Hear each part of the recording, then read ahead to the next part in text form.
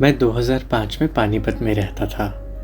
यहीं पर पहली बार भैया जी के दर्शन हुए। भैया जी किसी के आवास पर सत्संग करने आए थे। पहली बार के दर्शन ने ही इनके प्यार ने, इनकी छवि ने मन मोह लिया। भैया जी ने सत्संग सुनने के लिए प्रेरित किया तथा समय होते दिल्ली आने के लिए भी कहा। पहली मुलाकात में ही इनके स्वरूप ने, इनकी अमृत वाणी ने बहुत ही प्रभावित किया। अरे, इनकी पहली नज़र और वाणी ही तो सबको बुरा देती है। उनकी अमृत वाणी में जीवन की सच्चाई और समाधानता का एहसास हुआ। सत्संग सुनने के बाद एक हल्कापन और सुख मिलने की खुशी महसूस हुई और इस आकर्षण से मैं ऐसा प्रभावित हुआ कि जब भी भैया जी सत्संग के लिए पानीपत, सोनीपत, गन्नौर, करनाल, अम्बाला कहीं भी नज़दीकी एरिया में आते तो मैं भी उनके दर्शन करने पहुंच जाता। उनका ऐसा आकर्षण मेरे भीतर बस गया कि मैं उनको भगवान के रूप में जानने लगा और इस प्रकार भैया जी से प्यार बढ़ने लगा। छुट्टी वाले दिन तो दिल्ली जाकर भी दर्शन करता था। अमृतवाणी सुनकर ही एक अद्भुत शक्ति मिल जाती जिससे मेरा कॉन्फिडेंस लेवल भी बढ़ने लगा। अपने परिवार में भी मुझे ठहराव और शांति का एहसास होने लगा। सत्संग का प्रभाव अपने ऊपर इतना महसूस होने लगा कि खुद को लगने लगा कि जीवन शांत और सुखमय है। भैया जी से मिला सुख, समृद्धि, प्यार, आशीर्वाद जब भी याद करता हूँ तो वो प्यार हर पल मेरे हृदय को भावों से झंकरित करता रहता है। मुझे एहसास होता है कि मैं पहले जैसा नहीं हूँ। मेरे व्यवहार, आचरण और बोलचाल में भी बदलाव आने लगा है। सत्संग के प्रभाव ने मेरे जीवन को बदल दिया। बुराइयों से दामन छूटने लगा। अपने आप को हर गलत कर्म का एहसास होने लगा और उसका निवारण भी निरंतर वाणी से मिलता रहता। भैया जी ने इतनी शक्ति भर दी कि संसार सिमट गया और हर समय गुरु के शुक्राने और गुरु की महिमा में ही जीवन रह गया।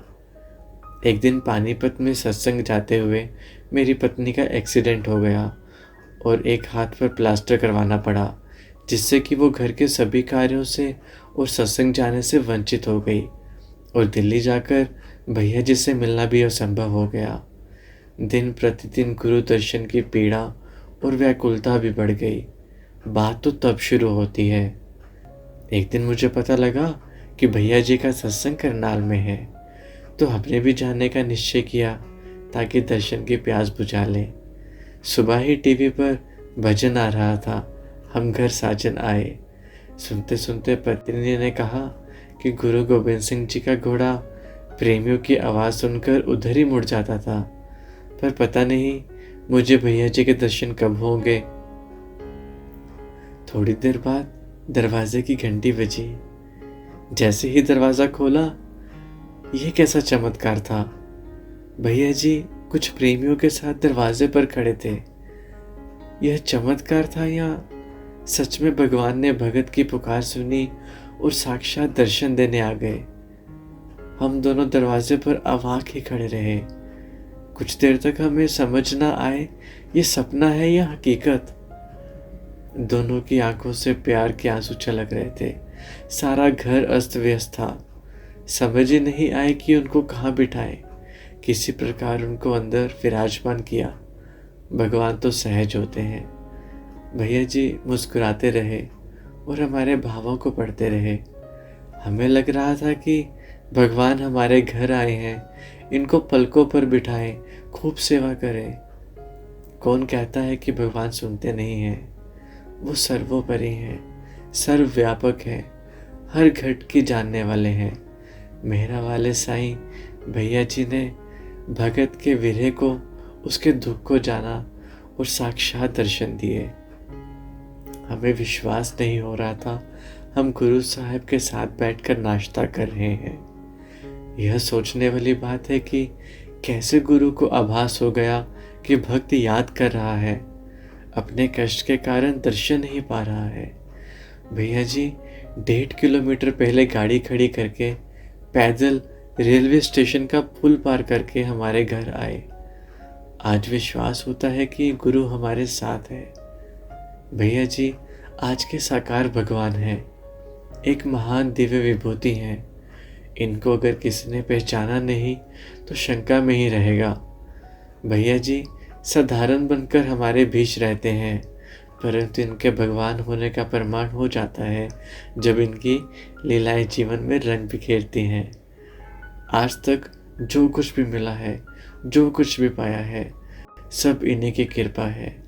इनका अलौकिक प्यार, इनकी महिमा रोम रोम में बस गई है। शुरू में लगता था कि हमारे धर्म में ग्रंथ साहब के अलावा किसी को गुरु नहीं मानना है, परंतु आपके श्रीमुख से जब इन धर्म ग्रंथ की वाणियों के अर्थ सुने तो पता लगा कि इन शास्त्रों की महिमा बहुत उच्च है। हमारा हृदय भक्ति प्रेम के भावों से भर गया। मुझे जीवन की सच्चाई और ज्ञान का अर्थ बताने वाला मेरा वाहे गुरु मुझे मिल गया। अब वही मेरा सब कुछ है। आनंद सागर ऐसा गुरुद्वारा है जहाँ सभी गुरुओं की वाणियों का खुलासा भैया जी द्वारा होता है। अरदास, आनंद साहिब, गुरु वाणियों का सत्संग और रूहानी भजन, ये सुनकर ऐसा लगता है कि भगवान अपने मुख से अपनी महिमा सुना रहे हैं। यह गुरु का द्वार ही है। कोई फर्क नहीं है, जिस स्वरूप की कल्पना करके जान लो वही छवि चित्त में बस जाती है। नानक जी के, गुरु गोविंद सिंह जी के समय हम नहीं थे, और यदि थे भी तो मालूम नहीं, पर आज का युग वही नानक का युग और गुरु गोविंद सिंह जी का युग प्रतीत होता है, जब श्री सतगुरु के मुख से अमृत वाणी सुनते हैं। मुझे प्यार करने वाला गुरु मिला है, जिन्होंने मुझे क्या से क्या बना दिया है, मेरी ज़िंदगी को कितना बदल दिया है। जो जीवन में कभी नहीं पाया, ना ही कल्पना की थी, वो अमूल्य मणि इस सतगुरु के दरबार से मिली है। ऐसा प्यारा साकार गुरु पाकर मेरा जीवन सफल हो गया। बहुत बड़े उदय हुए होंगे भाग मेरे, जो साकार गुरु के साथ वक्त बीत रहा है।